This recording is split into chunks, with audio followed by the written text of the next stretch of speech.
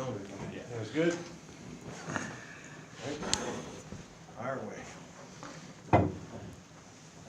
Got about a month or a little more than that left in the season, Chris. Where do you think this team can improve the most?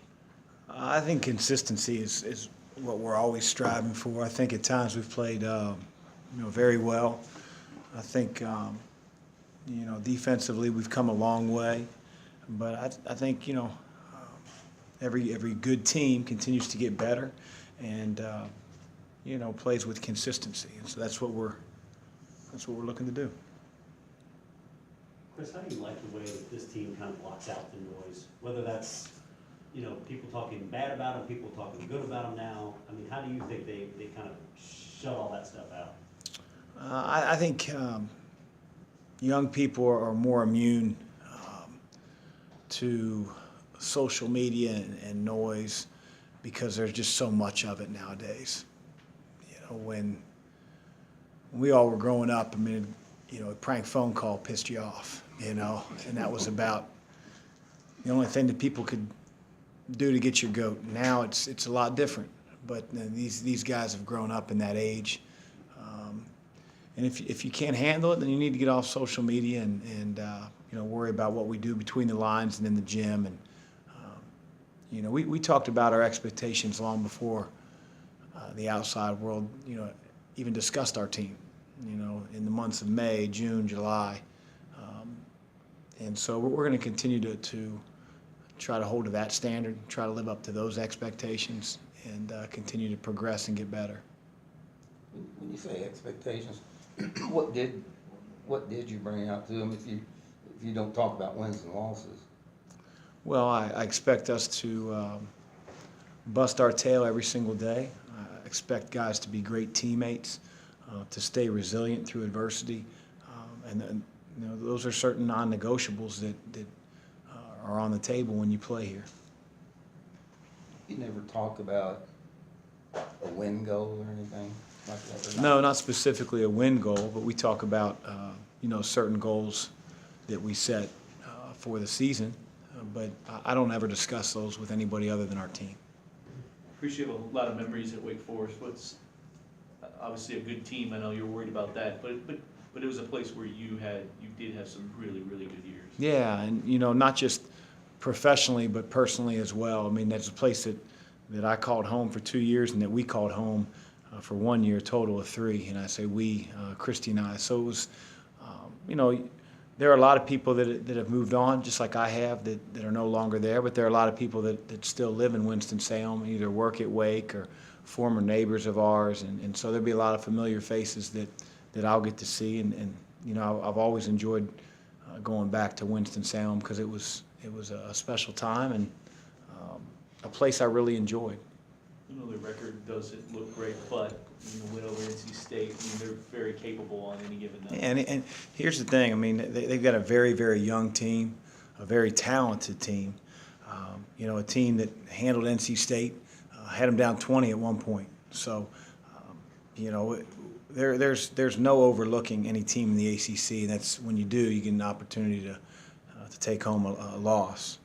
And so, I know what Wake Forest brings when they're playing at their best, and that's what we're going to prepare for. What was the enduring impact of Skip Prosser on you? Wow. It was well away from basketball.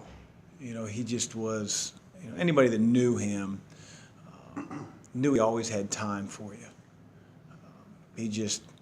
And maybe I didn't appreciate it as much when I was an assistant coach, but when I became a head coach, to see all the different hats that you have to wear, the amount of people that are pulling at you for your time, to see how Coach really pulled it off without ever seemingly appearing as if he were bothered. He was always comfortable where he was at. He made people feel really at home, whether they were reporters, guys that played for him, the janitor, you name it. And I just think that he had a way with people that you don't find, not just in college basketball, but in a lot of places. As far as Wake Forest, how do you kind of prepare for the style of play that they will try to do tomorrow? Well, I think it all starts with Brandon Childress. I think, he didn't play very well against Boston College, and consequently they lost. I think we have to try to make the game as hard as we can on him, knowing that he's probably going to have a lot different mindset. When good players don't play very well in their previous game, they usually try to come out and fix the problem. But it starts with him. They obviously have an NBA prospect in Jalen Horde, who is sort of a do-it-all, versatile guy that can play multiple positions. And then I think when they're at their best, they really offensive rebound the ball. So being able to keep them off the glass and limit them to one shot is important. And then they're going to throw that zone at us, and we've got to be able to handle it and get shots like we have in the previous games against teams that have played zone. Because of his versatility, how do you guard Ward? What are you trying to limit there? Well, I think you try to limit as best you can his touches in and around the basket. He's comfortable in the long post, in the low post, facing up at the elbows. We've got to do it as a team. Certainly one guy's going to be assigned to him, during the course of the game, but we have to have an awareness about him and where he's at on the floor and try to make him uncomfortable in those positions as best as possible. If you look at the net rankings right now, you project as a number 3 seed. Do you feel as if you're playing at that level? And if so, do you think you have a higher ceiling? I think we can play at that level, but I'm not wise enough with the entire landscape of all these different teams and all these different leagues. Just try to worry about our league and the next game that's at hand. And if the tournament started tomorrow, great, but it doesn't. So we've got a long way to go and progress to be made. You just mentioned that, though, for your players. How easy has it been as a coach that you don't have to tell them, just focus on the game at hand instead of, worrying about maybe who you got on Saturday or something like that? Nothing's easy, but that's our job, is to make sure that when the guys come into practice, we're focused on the here and now, next drill, the next play, and that's what we've been about, the entire year. So it shouldn't change our approach as we enter the month of February. Dwayne mentioned, getting picked, I guess, in the second half of the ACC 11th or so preseason, kind of fueled their drive a little bit. Now that 7 games in, you're tied for a first. Do you still see that same fuel in your players? I sure hope so. We remind them all the time. Again, we haven't even 50% of our conference schedule. So for us to feel like we're at a destination point would really be foolish. You can find teams all over the country that are mired in losing streaks during conference play. And so while we're happy with the progress we've made, I would be disappointed if we were satisfied with where we're at. This may seem like fake news, but given the polar vortex, do you try to recruit north right now to bring players down to a southern climate? Probably should. It'd be hard to convince them that they were on an official visit right now that we weren't part of the North. But yeah, like I said the other day, we'll try to draw players from all over.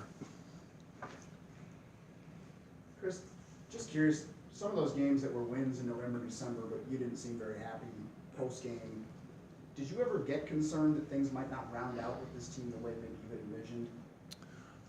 Again, I try to worry about, what's on the table now. So I'm not a worrier by nature. I'm not a pessimistic person by nature. But I am realistic enough to see what the problem is and then try to figure out how to address it the next day, the next practice, the next drill. So I tend not to worry about things.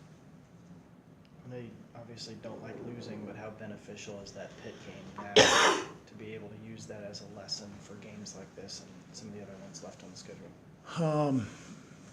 I just as soon be mature enough to win the game and learn from it. But, it is what it is, and I think, hopefully you better yourself or your team through the experiences that you have. So, again, we get to play Wake Forest one time. We got to be at our best tomorrow night. Would you describe yourself as an optimist, and is that rare, do you think, in college coaching? I don't know. I'm not the psychiatrist for all the other coaches out there, but I just think that life's too short to brew and to stew, just, I don't know, stew and brood, and that's not me.